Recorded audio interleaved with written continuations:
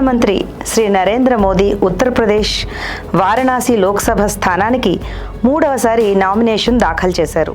ఈ సందర్భంలో ఎన్డీఏ నేతలు, బీజేపీ పాలిత రాష్ట్రాల ముఖ్యమంత్రులు పాల్గొన్నారు.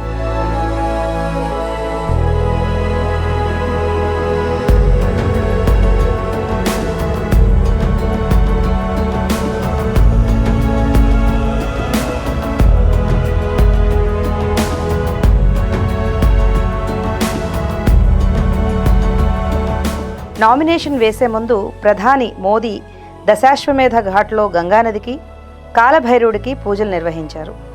హారతి అనంతరం జిల్లా మెజిస్ట్రేట్ కార్యాలయానికి ఉదయం 11:30 ఉత్తరప్రదేశ్ సీఎం ఆదిత్యనాథ్ యోగితో కలిసి భారీ ర్యాలీతో వెళ్లారు.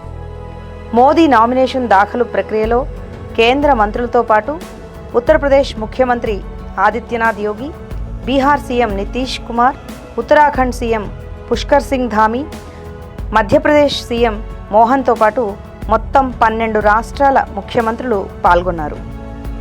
ఇటీవలే ఎన్డీఏలో చేరిన టీడీపీ అధినేత చంద్రబాబు నాయుడు, జనసేన అధినేత పవన్ కళ్యాణ్ కూడా ఈ కార్యక్రమంలో పాల్గొన్నారు.